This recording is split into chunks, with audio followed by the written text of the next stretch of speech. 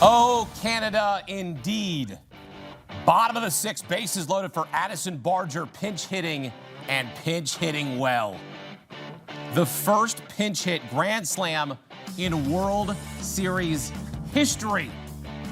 The Blue Jays plate 9 in the sixth, capped off by this Alejandro Kirk two-run homer to make it 11-2. He went 3 for 3 in this game, first career postseason game with 3 hits. Consider that the Dodgers gave up just 4 runs in the entire NLCS. They gave 9 runs in the 6th inning. Toronto hangs an 11 spot on the board, bangs out 14 hits, wins it 11-4 in decisive fashion. Blue Jays struck out just 4 times in this game. We told you before this game started that the Blue Jays would be tough to strike out. They had the lowest K rate in all of baseball, less than 18%. They put the ball in play. They put it in play a whole lot in Game 1, and now they have a 1-0 series lead on the reigning World Series champs. All right, back here with Bobby V, Will Middlebrooks, and Lewis Brinson. And Bobby, I don't think we saw this coming. A 9-run 6th inning. Your reaction to what unfolded there for the Blue Jays in that inning? Well, I think the Blue Jays could have been behind by a lot of runs by the time they got to the 6th inning. But they weren't. They held them to just 2 runs, and then they ignited. They ignited with Bo Bichette leading the team off with a big walk after a real long inning, right, by Snell the inning before. So now he's 6 more pitches into that fatigueness, if you will, and then the dams opened up. Well, this was something that I didn't see coming. I don't think you saw coming into this game. We didn't think the Blue Jays were going to hang 11 on the board in Game 1. Just your initial thoughts of how that game played out. We didn't see it coming, but maybe we should have. Right. It's just more of the same. You said 4 strikeouts against a Dodgers pitching staff that's been punching out everybody.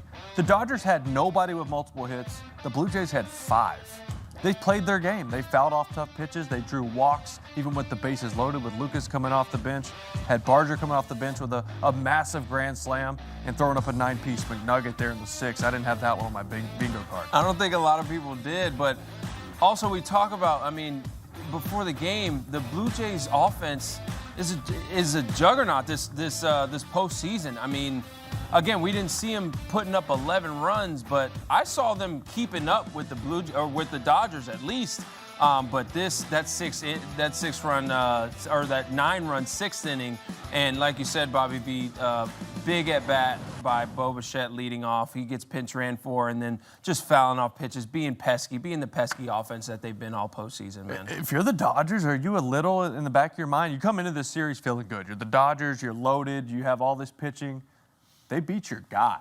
They did. Yeah. They crushed him. They got into the pin, which we talked about, what you had to do to beat these guys. Yeah. Are you a little worried? Are you sitting back going, maybe we met our match. Yeah. Maybe we're gonna shock. They're going to shock the world here. Well, I almost wonder too, Bobby, did Dave Roberts get a little too confident? Did he get a little too cocky? Because he was, by my estimation, outmanaged in this game by John Schneider, who's managing in his first World Series game. You're going to Emmett Sheehan, the youngster, who's a very good major league pitcher. But in this situation here, with the bases loaded, what did you make of that move? Well, I think he had him up in the 5th, thinking maybe he should start the 6th, that he's second-guessing himself right now, that he didn't start the 6th. You bring in a young guy with a clean inning and no one on base, you give him a chance in his first World Series. You guys, Lewis, you guys said it, Willie, before the game. Hey, if you get into this Dodger pen, you're going to have big trouble put on the faces of the Dodgers. And I thought after 84 pitches in 5 innings, Snell should have been gone. Yeah. I thought that was enough. He was trying to squeeze a little water out of a rock, and there wasn't anything there. Yeah. Go ahead. I get bringing in the righty, Springer, obviously, and then you have Guerrero, and so you don't want to bring in Banda because of that. Yep. But Banda at least has postseason experience. He was there last year on that team. He was there with them on that run. Bringing in a rookie, making his postseason debut with the bases chucked in that atmosphere. One of those things, I'm going to show confidence in my pitcher. I know he needs my confidence. He has 2 guys on. He could get out of this. Bases loaded. Whoops, what do I do now? You have to be prepared. When you're not prepared, that stuff happens. And I think one time Dave Roberts just wasn't prepared for that situation. Look, I was very confused by this move, and I was talking about it with you guys.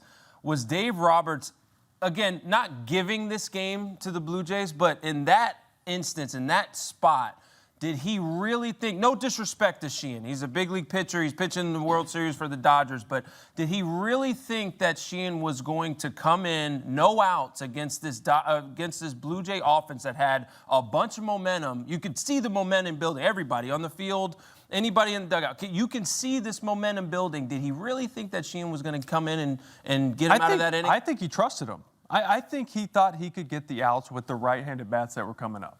He didn't want to go the lefty with those big righties that can hit the ball in the third deck in that place. So we had to make a choice there. Right.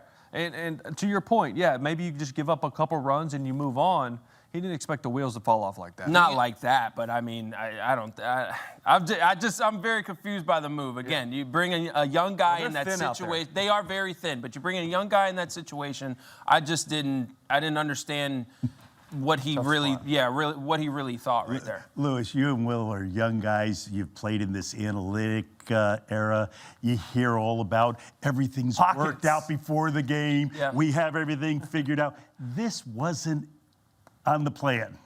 It wasn't Snell leaving the game with the bases loaded and no outs and bringing in the rookie pitcher. That was not a plan. And then when you're not prepared, you get bit. Yeah, that's the confusing part because, okay, you bring in Emmett Sheehan there, but it's Emmett Sheehan to face Ernie Clement, who's putting bat on ball. He's hitting over 440 this postseason. Yeah. So to me, it's not like you're like if you want to get swings and misses, I get it, but that's not the guy to try to go and get swings and misses from Emmett Sheehan. Right. I know he has an electric fastball, but in that situation, bring in a guy like you said who has more experience in a 2-2 game, bases loaded, everything just got tightened up. And now you're asking this youngster to come in and get you out of a jam? Right. That's it. Again, I didn't really see that move really work. Do you know what I'm saying? This is why fans like me, we get upset with managers like him because it's like, what are you thinking right now? Well, this is he made a good point. Bobby made a good point of this is the analytical era where their decisions are made. Is that what I'm supposed to do as a fan? Go, well, it's analytics. I'm just supposed to sit back and then we're supposed to blame it. But that's why these decisions are made, were because of those pockets and the matchups, and they like that matchup better than bringing in the left. Did you really like that matchup better, though? No. No one. I'm not saying I did. I didn't have to make the call. I know. I'm just saying, like, did you really like that matchup? No one in this era has used analytics and his players better than Dave Roberts. Right. Correct.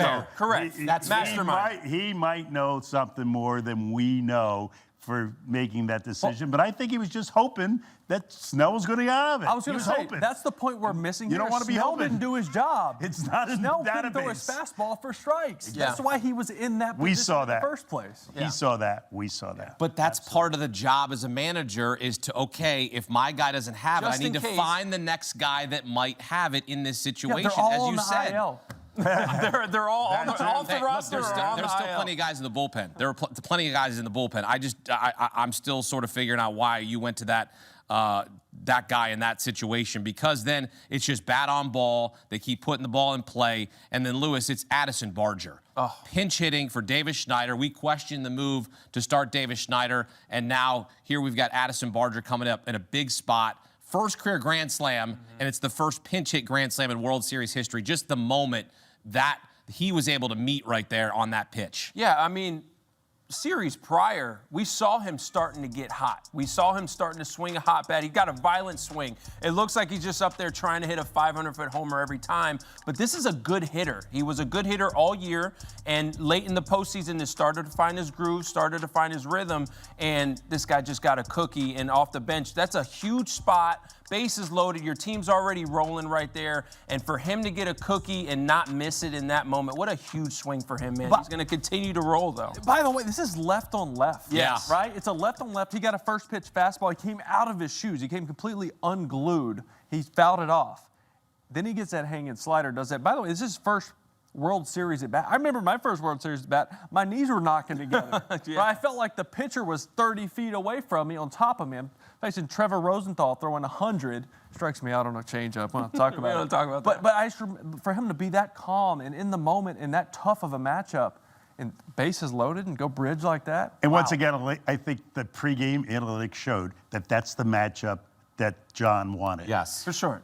Snyder was there in the second hole waiting for Sheen to come out of that bullpen so that Barger could go up there and pinch hit. They were prepared for that. Barger started the season in the minors, and here he is hitting a grand slam in Game 1 of the World Series, one of the greatest moments all time in Blue Jays franchise history, and quite a moment that we saw late in the game, and we heard late in the game Blue Jays fans shouting, "We don't need you. We don't need you," shouting to Shohei Ohtani, which I would say be careful what you wish wake for. him up. Don't poke the bear. Don't Don't poke poke the the bear. bear because he already got one. He still went He deep. did homer. He did, and looked at the stands Yes. afterwards. Yeah. He did. On that walk. Trust yeah. me, What were you you always need Shohei Ohtani. Yes. Okay? You always. I know you guys are feeling in the moment, but Blue Jays fans. Yeah. Relax. Series is the only thing we know right now is the Dodgers aren't going to sweep. Correct. That's the only thing we know right Akeem. Yeah. now. Right? I was just Hakeem, stirring you wanna things speak up. on that? Yeah, I was just stirring things up. There's a little thing we call in this business, it's called entertainment. It's called showbiz. He's a showman. Just stirring it up. Someone had Okay, to just say stirring it. it up here. That's So right. yes, yeah, I did say the Dodgers in 4. That's not going to happen. It'll be Dodgers in 5 now. Okay, so we'll see. Still win 4 in a row. We'll see. But wow, what a Game 1 for the Toronto Blue Jays as they take it by a definitive count. 11-4, decisive 7-run victory. Coming in to Game 1 of the World Series, teams to win Game 1 have won 6 of the past 7 World Series. Perhaps that trend will continue. But it's a long series, long way to go. That's what everybody's going to say after this Game 1. Oh, it's a long series. They put up 11 runs.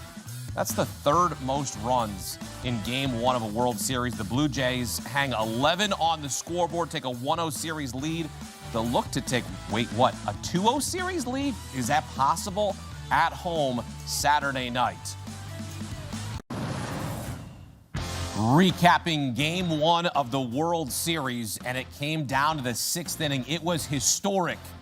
Addison Barger, pinch hitting, hits a grand slam, the first pinch hit grand slam in World Series history on his first ever World Series at bat. And then 3 batters later, Alejandro Kirk to cap off the inning. A 9-run 6th inning as the Blue Jays go on to win big, 11-4. Blue Jays struck out just 4 times in this game. They put ball in play all night long, and we get back out to Toronto where we welcome in CBS Sports national baseball reporter Julian McWilliams, who joins us from Rogers Center. Julian, I'm not sure anyone had that script in Game 1 outside of people in Toronto. Of course, Blue Jays fans believe they could win Game 1, but 9 runs in the 6th inning. What was your reaction to what you saw, and what was the feeling in the ballpark? Oh, the feeling in the ballpark from the moment it started was everybody was on full tilt. I mean, you could feel it sort of in the press box. You could feel it in the press box. Not sort of, you could feel it in the press box.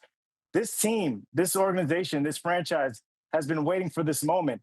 And I think the players did right by playing the way they played, by hitting the way they hit. And I think this wasn't something that you necessarily expected.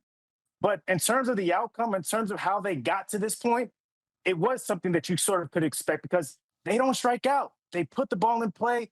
They get to 2 strikes. They make it hard on pitchers. And never in this outing did Blake Snell ever look comfortable.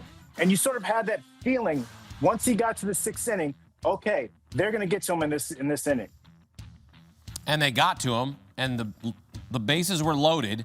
And I'm curious what the reaction inside the press box was and what the reaction was inside the stadium when Dave Roberts elects to go to Emmett Sheehan, the youngster, with the bases loaded in his first World Series game. What did you think of that move? Food, right? And they were food at that point, right? Like it wasn't going to happen. And I think this is what the Blue Jays are going to have to do to be able to beat the Dodgers. They're going to have to outslug them. They're going to have to outplay them on defensively. And I think they're also they're going to have to put the ball in play. They're going to have to get to this bullpen, right? We've seen throughout this entire series, throughout the entire playoffs, it hasn't been their bullpen, the Dodgers, that has been able to keep them afloat. It's been their starting pitching, going 7, 8 innings, and you're just passing off to Sasaki. That's not the case with this Blue Jays team. You're going to have to beat them with your starters going 6 or 7 innings, and that's just so tough to do. Blake Snell only had 10 swings and misses today. He got the two. He had 3 9-pitch at-bats that he had to go through. 29 pitches in the first inning. That's how the Blue Jays can beat the Dodgers. Give me a sense of the moment when Blue Jays fans are shouting, "We don't need you," directed at Shohei Ohtani. I'm sure you were laughing in the press box like, whoa, whoa, whoa, be careful what you wish for here. They courted him a couple years ago in free agency, didn't end up coming to Toronto, signs with the Dodgers on that epic contract. Give me a sense of what that was like in that moment, because we're sitting watching the broadcast and we go, whoa, what do you mean we don't need you? Well, at first, Hakeem, we were trying to figure out what they were saying. And then once we figured out what they were saying, it's like, oh, wow. Like this again, this team, I mean, this organization, this fan base in particular came to play. Like I said earlier, outside of my hotel room at 1 p.m., you could see people starting to line up at that time. Like it was Michael Jackson coming to play or something like that. I know Drake was here, but yeah, it seemed like Drake was coming here, right? This is their Drake. And so I think for this franchise to be able to do this, have this moment, Ernie Clement was like, yeah, I don't know if they actually meant that. It's kind of all fun and games because they actually could use Shohei Ohtani. Anybody can. Yeah, I guess the Drake, usually he's a jinx, right? I guess that went the other way. So he was there, and they get a win in Game 1, a decisive 11-4 victory over the reigning World Series champion Dodgers, take a 1-0 series lead. Julian McWilliams here with us on CBS Sports HQ. Julian, thanks. And he will be with us throughout the World Series here on HQ. Dodgers on the road in Game 1 of the World Series, not great. Just 1-12 on the road in Game 1 in World Series history. Their only win came back in 1963 against the Yankees on the road. The Dodgers trying to do something that the Yankees last did, which was go back-to-back. The Yankees won 3 straight World Series from 1998 to 2000, and now the Dodgers down 0-1 in the series, but they've got one of the best pitchers in baseball going in Game 2, Yoshi Yamamoto. First pitch set for just after 8 p.m. Eastern back in Toronto on Saturday night.